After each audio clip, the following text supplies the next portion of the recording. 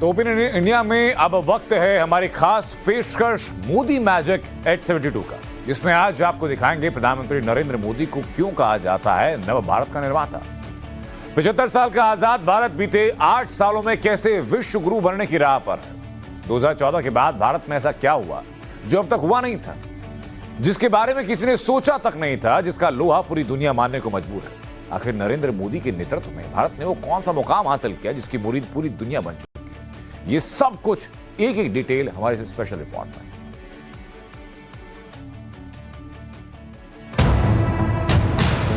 ऐसा नया भारत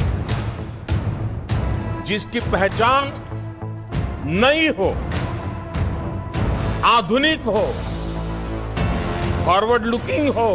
21वीं सदी में जब दुनिया चौथी औद्योगिक क्रांति की तरफ बढ़ रही है, तब भारत के पास दुनिया को लीड करने का बहुत बड़ा अवसर है।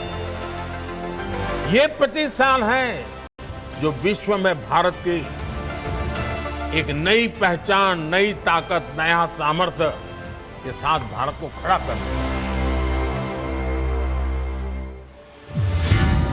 Article 370, surgical strike, air strike, startup, unicorn, ease of doing business, notebandi, GST, digital payment, highway, airport, optical fiber, COVID vaccine, INS Vikrant, defence export, वैश्विक कूटनीति, योग दिवस, अतुलनीय भारत, आत्मनिर्भर भारत और ग्लोबल लीडरशिप। ऐसे 20 नहीं, कितने और बेमिसाल कमाल हैं जो बीते 8 बरस में प्रधानमंत्री नरेंद्र मोदी की अगुवाई में भारत को एक बार फिर से विश्व गुरु बनाने की ओर अग्रसर हैं।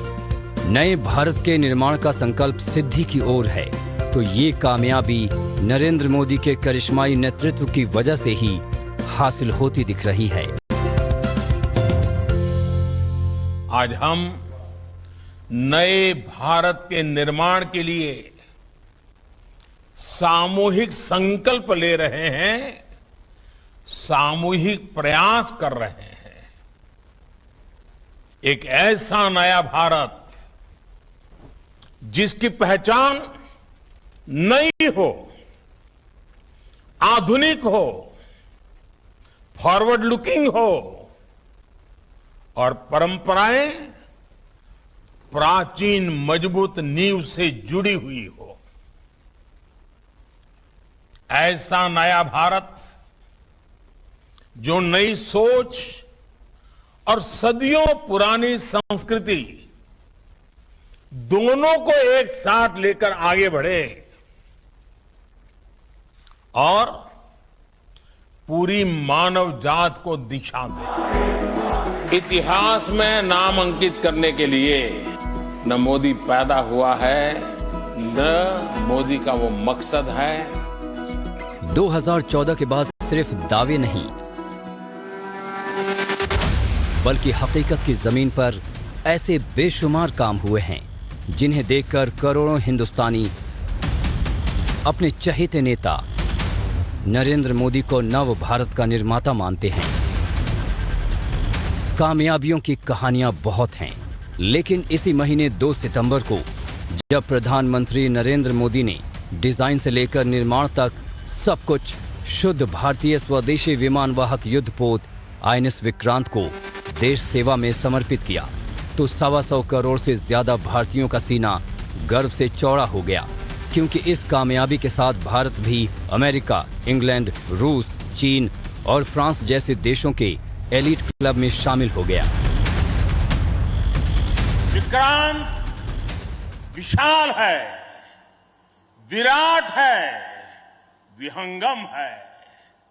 विक्रांत विशिष्ट है, विक्रांत विशेष भी है। विक्रांत केवल एक युद्धपोत नहीं है, ये 21वीं सदी के भारत के परिश्रम, प्रतिभा, प्रभाव और प्रतिबद्धता का प्रमाण है। यदि लक्ष्य दुरंत है यात्राएं दिगंत है, समंदर और चुनौतियां अनंत है, तो भारत का उत्तर है विक्रांत। आज भारत में बीते 75 साल में बहुत कुछ हुआ है, लेकिन बीते 8 साल में कुछ काम ऐसे हुए जो अब तक नहीं हो पाए थे।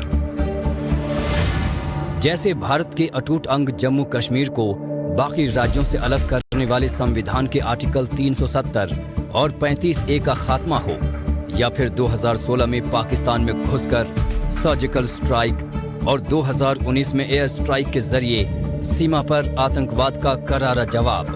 कोशिश तो बहुत हुई, लेकिन 2014 के बाद ही प्रधानमंत्री नरेंद्र मोदी की बुलंद आवाज की वजह से आतंकवाद को दुनिया ने वैश्विक मुद्दा माना। मई 2019 में संयुक्त राष्ट्र ने जैश मोहम्मद सरगना मसूद अजहर को ग्लोबल टेररिस्ट घोषित किया। यूएई और सऊदी अरब के राष्ट्राध्यक्षों से नरेंद्र मोदी की दोस्ती का ही नतीजा था कि मार्च 2019 में इस्लामिक देशों के संगठन OIC ने पहली बार भारत को अपनी मीटिंग में बुलाया। वो नरेंद्र मोदी के नेतृत्व का ही नतीजा है कि संयुक्त राष्ट्र ने 21 जून को अंतर्राष्ट्रीय योग दिवस के तौर पर मनाने का फैसला लिया। हम सब मिलकर के आने वाले दिनों में जो हमारे सामने अवसर है, उस अवसर को गंवाने नहीं देंगे। किसी भी हालत में अवसर जाना नहीं चाहिए। बड़े मूल्यवान 25 साल हमारे पास है। ये 25 साल हैं जो विश्व में भारत की एक नई पहचान, नई ताकत, नया सामर्थ्य के साथ भारत को खड़ा कर दिया। जिस SCO समिट में हिस्सा लेने नरेंद्र मोदी उज्बेकिस्तान के समरकंद गए हैं, उस SCO की अस्थायी सदस्यता भी 2017 में उन्हीं के नेतृत्व में भारत को हासिल हुई। नरेंद्र मोदी के कार्यकाल में ही मार्च 2019 में भारत ने एंटी मिसाइल टेस्ट किया, जो अब तक सिर्फ अमेरिका, रूस और चीन ही कर पाए थे। मोदी सरकार की राष्ट्रहित से रत्ती भर समझौता नहीं करने की नीति का ही नतीजा है कि चाहे 2017 का डोकलाम विवाद हो या फिर बीते 2 साल से चला आ रहा पूर्वी लद्दाख का टकराव, हर बार चीन को भारत के आगे झुकना पड़ा। चाइनीज आर्मी को अपने कदम पीछे खींचने पड़े। 2014 में जनता के आशीर्वाद से पूर्ण बहुमत से प्रधानमंत्री नरेंद्र मोदी जी बने और आज हम गर्व के साथ कह सकते हैं कि बाबा साहब के सपनों का भारत आज पूरे आत्मविश्वास के साथ दुनिया की महाशक्तियों के साथ कदम ताल कर रहा है, तो नरेंद्र मोदी जी के नेतृत्व में कर रहा है।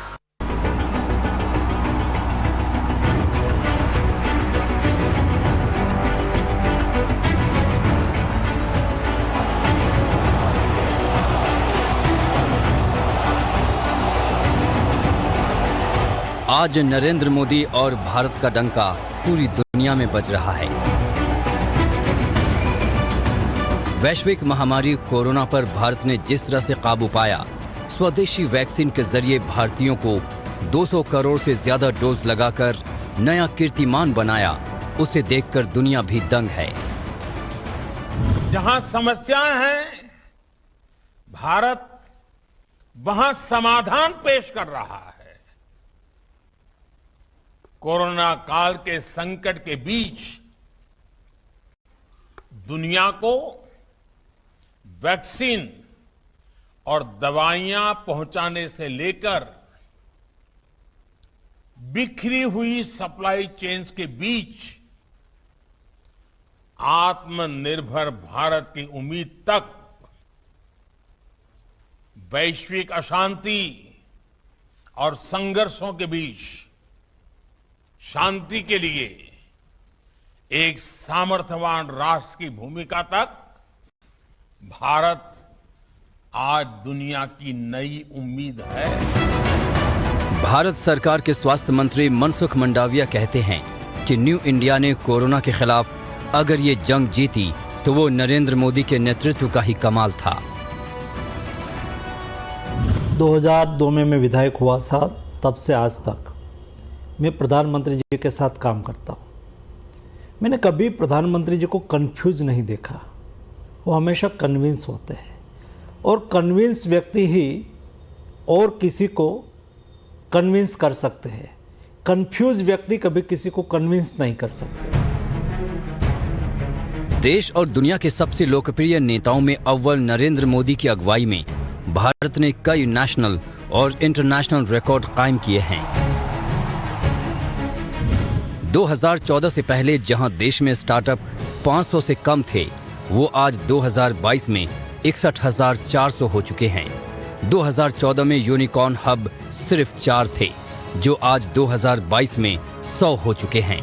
जहां 2013-14 में सिर्फ 127 करोड़ 70 लाख डिजिटल लेन देन हुआ, तो वहीं 2021-22 में ये 7,422 करोड़ के लेवल पे पहुंच गया।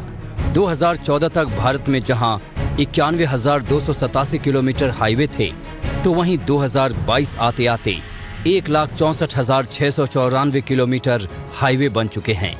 2014 से पहले देश में सिर्फ 74 एयरपोर्ट थे, लेकिन अब 140 एयरपोर्ट हैं। 2015 में भारत में इंटरनेट कनेक्शन सिर्फ 30.2 करोड़ थे, जो अब 2021 में 83.3 करोड़ हो गए। 2014 में इंटरनेट पर प्रति जीबी 308 रुपए का खर्च था, जो 2022 आते आते सिर्फ 9.53 रुपए रह गया है। 2014 तक देश में 723 यूनिवर्सिटी थी, जो 2022 में 1,043 हो चुकी है। 2013-14 में पर कैपिटा इनकम 69,959 रुपए था, जो 2021-22 में 1,49,848 रुपए हो चुका है। 2014 तक भारत सिर्फ 1,941 करोड़ रुपए का डिफेंस एक्सपोर्ट करता था, जो 2021 में 11,607 करोड़ रुपए तक पहुंच गया। सरकार के प्रयासों से आज भारत ग्लोबल इनोवेशन इंडेक्स में 46वें स्थान पर है, 46। जबकि 2015 में भारत 81 नंबर पर था, 81। इतने कम समय में हम 81 से 46 तक आए हैं, लेकिन यहां रुकना नहीं है, अभी और ऊपर जाना है। नरेंद्र मोदी के नेतृत्व में नव भारत का लोहा दुनिया यूं ही नहीं मान रही है। इसे समझने के लिए आपको कुछ और आंकड़े देखने चाहिए।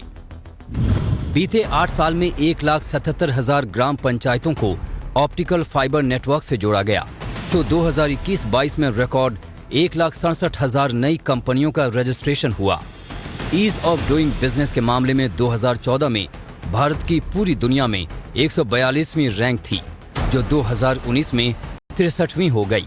साल 2021-22 में भारत में रिकॉर्ड 83.57 अरब डॉलर प्रत्यक्ष विदेशी निवेश आया, तो 2022 में भारत ने वस्तुओं और सेवाओं का रिकॉर्ड 670 अरब डॉलर निर्यात किया। यूक्रेन पर रूस ने हमला किया तो प्रधानमंत्री की सूझबूझ से 22,500 भारतीयों की सुरक्षित देश वापसी मुमकिन हो सकी। यही वजह है कि अगस्त 2022 में भी नरेंद्र मोदी एक बार फिर 75% अप्रूवल रेटिंग के साथ दुनिया के सबसे पसंदीदा नेता चुने गए।